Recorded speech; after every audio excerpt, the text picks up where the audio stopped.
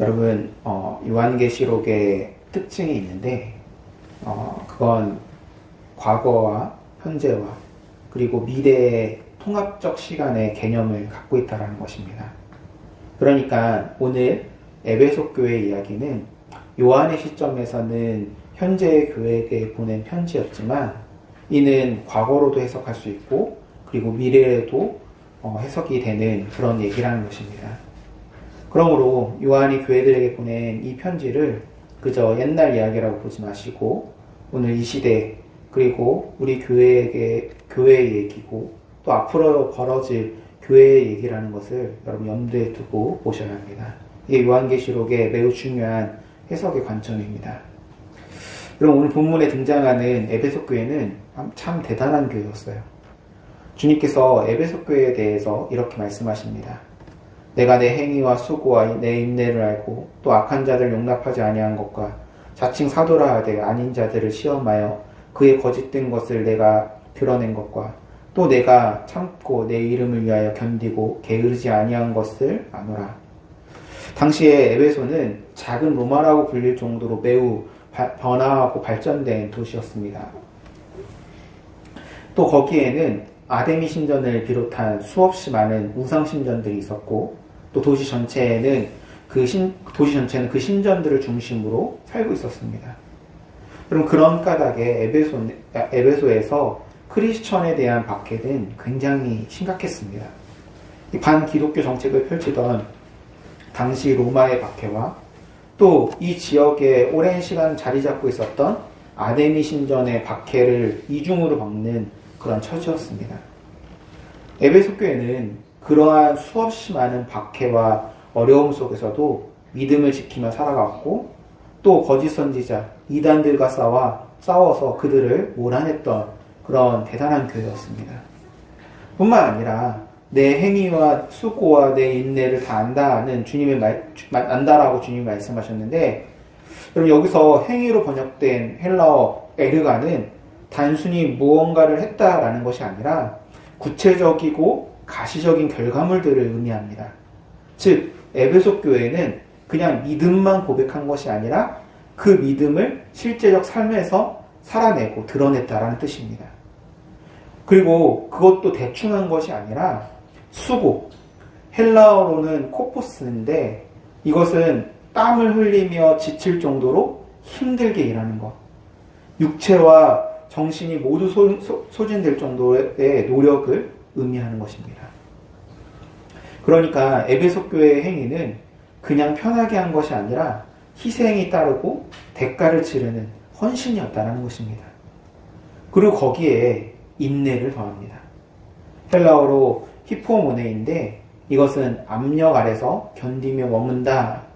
즉 어쩔 수 없이 참아내는 것이 아니라 어떠한 환난과 박해 속에서도 포기하지 않고 끝까지 서 있는 아주 그런 능동적인 인내의 모습인 것입니다.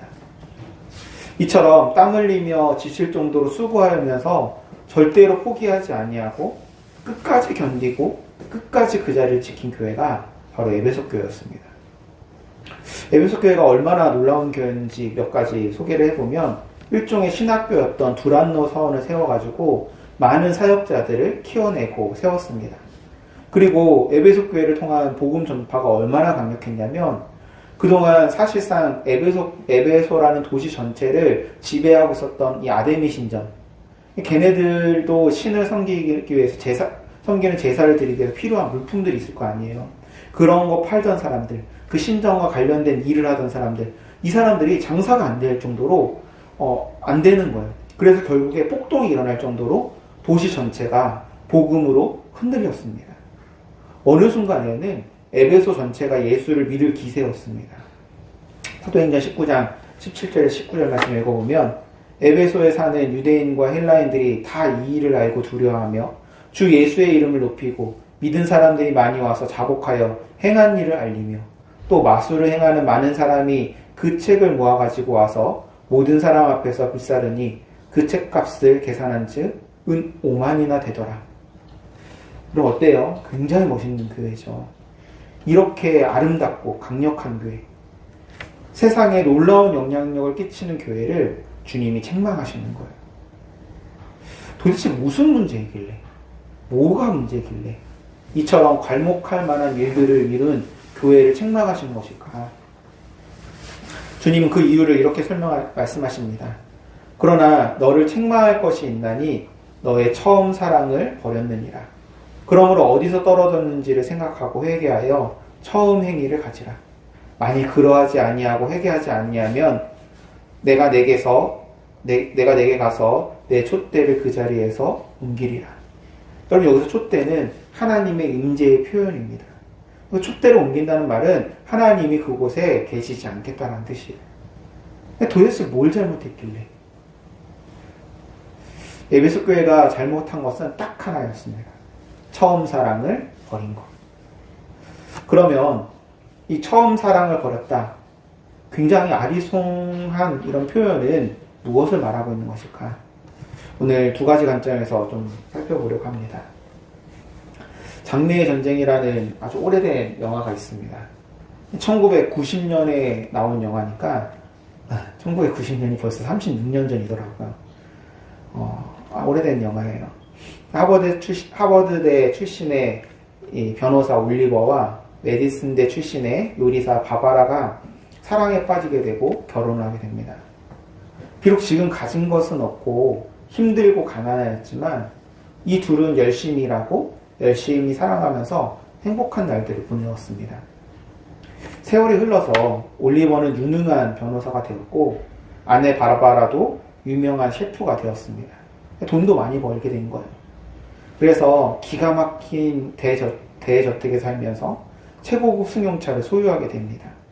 자녀도 아들과 딸 둘을 낳았는데 두 자녀 모두 잘 성장해서 하버드 대학을 다니고 있었어요. 이전에 가난함이나 힘듦은 전혀 찾아볼 수 없었고 모든 게 부유했습니다. 그리고 놀랍게도 여전히 남편은 아내를 사랑하고 있었고 그 흔한 불륜을 저지른 사람도 아니었어요. 그냥 모든 게 완벽한 거예요. 뭐 잘못된 게 있나요? 문제가 있나요? 아무 잘못도 없고 문제도 없잖아요. 그러던 어느 날 올리버가 상담을 하던 중에 갑자기 협심증 증상으로 쓰러지게 됩니다. 그래서 응급실로 막 가는데 금방이라도 죽을 것 같은 느낌이 드는 거예요. 그 상황에서 올리버는 아내 바바라가 걱정이 되었어요. 자기가 죽게 되면은 아내가 얼마나 근심할까, 상심할까. 그래서 유서를 이렇게 남깁니다. 아주 근사하게. 정말 진정성을 가지고 아내에게 편지를 남겨요. 다행히도 그렇게 심각한 병이 아니었어요. 그런데 이상한 게 병원으로 실려갈 때 아내에게 연락을 했단 말이에요. 자기가 연락을 했는데 자기가 치료를 받고 나올 때까지 한참의 시간이 지났음에도 불구하고 아내가 오질 않는 거예요. 도대체 왜 오지 않는 걸까? 혹시 아내에게 무슨 일이 생기지 않았을까? 막 도리어 아내가 걱정이 되는 거예요. 여러분, 사실 아내 바바라는 그 소식을 듣자마자 급히 남편을 만나러 병원으로 출발을 했습니다. 그렇게 가다가 남편의 죽음을 상상하면서 웃는, 기뻐하고 있는 자기를 발견하는 거예요. 그래서 안 갔어요. 늦은 밤에 남편이 굉장히 상심한 채 집으로 돌아왔는데 아내가 별 반응이 없어요. 누워서 잠을 자려고 하는데 또 잠이 오질 않는 거죠. 도대체 아내가 왜 저렇게 하는 걸까? 왜 저렇게 반응하는 것일까? 도무지 그 아내의 행동을 이해할 수 없었던 남편이 아내 바바라에게 묻습니다. 도대체 뭐가 문제냐? 그런데 기가 막힌 것은 갑자기 아내가 남편에게 이혼을 하자고 하는 거예요. 아니, 잘못한 게 아무것도 없다니까요. 근데 이혼하자는 거예요. 그래서 무슨 이유냐?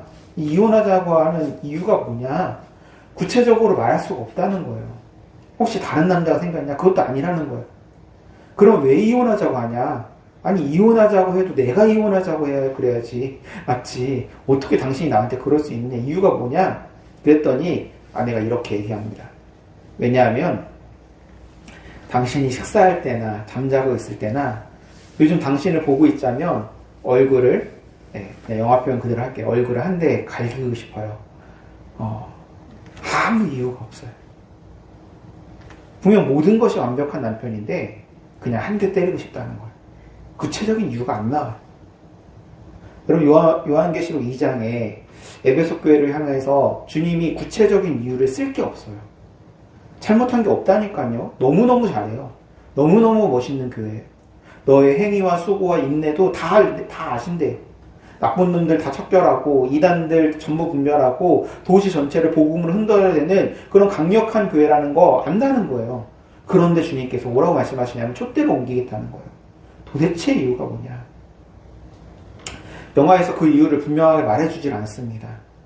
딱 하나. 전적으로 이것 때문에 라고 말할 수는 없지만 뭔가 계기가 되는 장면이 한 장면에 나와요. 스치듯이 지나가요. 신혼이었던 시절 가난하였던 그들이 열심히 일하고 돈을 모으고 또 은행 대출이 대부분이죠. 그 돈을 해가지고 집을 사게 됩니다. 그리고 그렇게 이사를 하게 되는 날 남편 입장에서는 지금 이제 엄청난 빚을 지게 된 상태이고 매달 내야 되는 대출금이 어마어마하다 보니 한시라도 돈을 빨리 벌어야 되는 그런 상황이 걱정된 거예요. 그래서 이사하던 날 아내에게 우리 집에 가사도우미 두고 당신도 일하라고. 아내 입장에서는 자기가 하고 싶은 일을 하게 되는 거니까 알겠다고 받아들입니다. 기쁘게. 그런 얘기를 나누고는 남편은 다시 돈을 벌러 직장으로 가버려요. 그게 전부예요. 무엇 때문에 이 아내가 이혼하자고 얘기하는 걸까요? 여러분, 하나님께서 원하시는 게 뭘까요? 하나님이 원하시는 것이 돈이나 물질일까요? 하나님이 우리가 기가 막히게 세운 건물을 원하시나요? 야, 이렇게 잘 지었습니다, 하나님. 그럼 하나님이 하시는 말씀이 너네 편하자고 한 거지. 내가 무슨 에어컨이 필요하냐, 히터가 필요하냐, 엘리베이터가 필요하냐. 강대상을 크리스탈로 만들고 의자를 저희 레바논의 백향용으로 만든다고 해서 내가 거기 앉겠느냐. 여러분, 하나님이 원하시는 게 뭘까요? 그분이 원하시는 것은 우리의 마음입니다. 우리의 마음, 사랑. 그래서 하나님은 공평하신 거예요.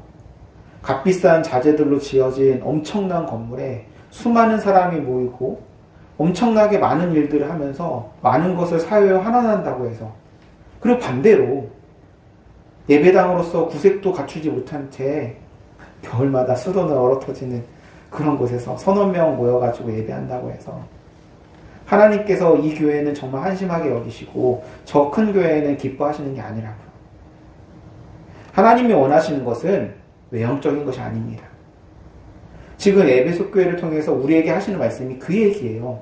내가 원하는 것은 너희들이 했던 것, 내 행위도 알고 너의 수고도 알고 너의 인내도 알고 게으르지 아니하고 충성된 거 다 안다. 근데 내가 원하는 것은 그게 아니라는 거예요. 그러면서 하시는 말씀이 내가 원하는 것은 처음 너희들이 나를 사랑하던 그 사랑이다. 영화에서 아내 바바라가 원한 것은 뭐냐 하면 기가 막힌 건물에 값비싼 차를 몰고 엄청난 연봉을 받는 걸 원한 것이 아니라 남편 올리버의 사랑이 필요했던 겁니다. 주님께서 에베소 교회를 책망하시며 떠나시겠다고 하는 이유가 바로 이것이에요. 처음을 잃어버렸기 때문에. 사랑하는 여러분, 처음 사랑, 그것에 기초한 처음 행위. 우리 교회로 말한다면 겨울마다 수도가 얼어터졌던 동두천동 성전, 여러분 그때의 마음의 진정성을 놓쳐서는 안 된다는 뜻입니다. 분명 삶의 상황이 녹록치 않을 것이고 육체의 피곤함과 한계가 우리를 붙잡을 것입니다. 그러나 여러분, 절대로 마음을 빼앗기지 마십시오. 마음이 꺾이지 마시기 바랍니다. 우리 안에 가득했던 하나님을 사랑하는 그 마음, 그 열망을 붙잡고 지금 내가 할 수 있는 일들을 하면 됩니다. 그것이 하나님이 우리에게 원하시는 거예요. 그래서 여러분, 말씀을 준비하면서 묵상하다 보니까 이 처음 사랑이라는 말에 다른 의미가 좀 깨달아졌어요. 처음 사랑. 처음에 우리가 예수를 믿을 때 열심히 사랑하고 열심히 섬기던 그 사랑을 얘기하는 것이 일반적이지만 여러분, 그것으로는 좀 뭔가 부족해 보였어요. 그래서 이걸 헬라어 성경을 보니까 프로텐, 아가펜, 원형으로는 프로토스 아가페라고 되어져 있어요. 아가페 사랑. 여러분, 아가페 사랑은 무조건적이고 희생적인 사랑입니다. 이는 인간이 할 수 있는 사랑을 넘어서는 초월적 사랑으로 사라지지 않는 사랑이에요. 그래서 하나님께서 우리를 끝까지 사랑하시고 절대로 포기하지 않으시는 거예요. 우리가 포기할지라도 마지막까지 기다리고 노력하는 사람. 그분이 먼저 포기하는 법이 없는 사람. 그게 바로 이 아가페의 사랑입니다. 그런데 처음 사랑을 버렸다? 아가페의 사랑을 버렸다? 뭔가 좀 이상한 거예요. 뭔 좀 이상하죠? 처음 사랑을 버렸다. 이 처음 사랑을 버렸다를 다시 묵상하면서 이 말의 또 다른 뜻.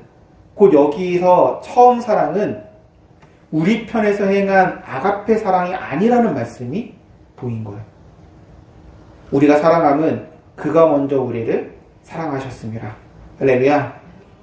헬라어 성경을 읽어볼게요. 헤메이스 아가포멘. 우리가 아가페함은 이건 현재 시점이에요. 그러니까 지금도 계속 사랑한다는 거예요. 아가페. 아우토스 프로토스 에가페센 헤메스. 그가 먼저 우리를 아가페 하셨습니다. 여기서 에가페센은 부정과거예요. 헬라어에서 부정과거는 이미 완료된 역사적 사건. 그 사건을 말하는 것으로 십자가에서 이미 증명된 사랑이라는 거예요. 그러니까 우리가 지금 사랑하는 것은 먼저 우리를 사랑하시는 하나님의 사랑에 대한 응답이다라는 걸 말하고 있는 거예요. 프로토스 아가페. 요한계시록의 처음 사랑. 요한일서에서의 하나님이 먼저 우리를 사랑하신 그 사랑. 같은 단어입니다. 프로토스 아가페. 여러분, 주님이 책망하신 프로토스 아가페란 결국에 요한일서 말씀에 비추어 볼 때 주님이 먼저 하신 아가페 사랑으로 해석할 수가 있는 거예요. 그러니까 에베소 교회가 버린 것은 뭐냐 하면 하나님의 아가페를 버린 것이고 그 은혜의 감격을 잃어버렸다라는 거예요. 그래서 그들이 외형적으로는 여전히 사랑하고 있지만, 여전히 주님을 위해서 멋있는 교회로 세워져 있지만, 이제 그 일은 하나님의 아가페, 그 은혜와 사랑에 대한 응답이 아니라 의무가 되어버렸다는 거예요. 다시 말해서 사랑의 동기가 사라지고 만 것입니다. 여러분, 하나님의 아가페를 버렸다. 이 말을 거꾸로 생각하면 아가페의 사랑을 경험했었다라는 뜻입니다. 버린다는 것은 갖고 있었다라는 것을 전제로 하는 거예요. 가진 것이 없는데 어떻게 버려요? 그러니까 처음 사랑을 버렸다라는 말은 처음 사랑을 경험했다는 뜻입니다. 처음 사랑이 여전히 아직도 조금 남아있다는 뜻이에요. 경험한 적이 있는 사랑, 그리고 여전히 그 안에 남아있기에, 그래서 회복될 수 있는 가능성이 있는 사랑이기에, 그래서 예수님께서 책망하시는 거예요. 없는 자들한테 뭘 책망해요? 처음 사랑을 경험해보지도 못한 사람한테 무슨 처음 사랑을 버렸냐고 얘기할 수 있냐고. 경험해봤기 때문에, 여전히 남아있기 때문에. 그래서 주님께서 책망하시는 거예요. 종료주일 예수님께서 예루살렘으로 입성하실 때 사람들의 반응은 상상 이상이었습니다. 많은 사람들이 자기의 겉옷을 벗어서 예수의 발 앞에 놓고, 이건 왕으로 인정하는 행위예요. 예수님을 왕으로 인정하는 거예요. 종려나무를 꺾어서 그 가시는 길 앞에다 펼치고 호산나를 외치며 메시아적 소망을 선포하였습니다. 분명 예수님을 메시아, 다윗 왕국을 회복시킬 그런 자신들의 왕으로 기대했던 것입니다. 그런데 여러분 잘 아시는 것처럼 며칠 지나지 않아서 이스라엘 백성들은 예수를 십자가에 못 박으라고 소리칩니다. 예수를 버린 거예요. 오늘 말씀을 읽으면 처음 사랑을 버린 것입니다. 아니요. 처음 사랑이 없다니까요. 이들은 처음 사랑을 경험한 사람들이 아니에요. 간단히 말해서 그들은 처음 사랑을 경험한 적이 없었기 때문에 그들의 환호라는 것은 사라질 환호였던 거예요. 그러나 에베소 교회는 달랐어요. 그들은 분명히 경험했습니다. 그래서 주님이 책망하시며 회복을 촉구하시는 거예요. 돌이켜라. 회개하라. 다시 돌아가라. 여러분, 예수님이 오병이어 기적을 행하신 다음에 막 사람들이 막 열광하면서 예수님 왕으로 삼으려고 해요. 주님께서 그런 그들을 바라보시면서 하시는 말씀이 이겁니다. 너희가 나를 찾는 것은 표적을 본 까닭이 아니오 떡을 먹고 배부른 까닭이로다. 주님은 인격 없는 믿음을 말씀하고 계신 거예요. 오병이어의 기적, 나사로를 살린 기적, 반신물수 장애인을 일으킨 기적, 사람들의 믿음은 이 모든 기적에 대한 반응이었다는 거예요. 여러분, 한국교회가 그렇게 은혜를 받았어요. 부유해지고 잘 살다가 교회는 부흥하게 되었어요. 이는 곧 예수에게 감격한 것이 아니었다라는 말입니다. 그래서 주님께서 말씀하신 것처럼 너희들이 지금 이렇게 난리치고 있는 것은 표적은 예수 그리스도를 통해서 하나님을 발견한 표적을 본 까닭이 아니고 배불러서 잘 돼서 그래서 소리치고 있는 것이다 라고 말씀하고 계시는 거예요. 그럼 제가 오늘 강조하고 싶은 가장 중요한 내용입니다. 나보다 먼저 나를 사랑하시는 사랑을 아는 것. 여러분, 이게 중요합니다. 우리는 같은 관점에서도 기도도 오해합니다. 내가 기도한 것을 다 들어주시는 하나님이라고 생각하죠. 마치 자판기 하나님처럼. 그러나 기도는 하나님과의 깊은 관계를 말하는 거예요. 하나님과 사귀는 것이고 하나님을 아는 거예요. 그런데 우리는 여전히 현상에만 집중합니다. 그래서 버리는 거예요. 아니, 정확하게 말하면 버리는 것이 아니라 처음부터 경험하지 못한 것입니다. 그럼 제가 하나님께 감사하는 것의 전부는 제가 하나님의 프로토스 아가페를 경험했기 때문입니다. 그리고 살아갈수록 이 목회의 길을 나아갈수록 그 사랑에 반응하며 살고 싶은 마음이 더 깊어져 가는 겁니다. 이게 제 목회의 철학이 되어진 사랑으로서 역사하는 믿음입니다. 사랑하는 여러분, 하나님의 프로토스 아가페, 그 처음 사랑을 경험하셔야 합니다. 할렐루야. 그 사랑을 경험하는 것이 우리 신앙의 출발선이 되는 거예요. 그러면 여러분, 주님께 마음의 문을 여시길 바랍니다. 우리를 사랑하시는 그 놀라운 사랑의 음성에 귀를 기울이시고 언제나 우리를 기다리시며 붙잡으시고 계시는 주님께로 돌아가십시오. 그 사랑이 우리 안에 회복되어질 때 그 사랑은 우리로 하나님과 이웃을 사랑하게 할 것이고 우리의 모든 섬김은 의무가 아니라 기쁨으로 변화될 것입니다. 그 놀라운 은혜의 역사가 우리 모두에게 이루어지기를 간절히 소망합니다. 할렐루야.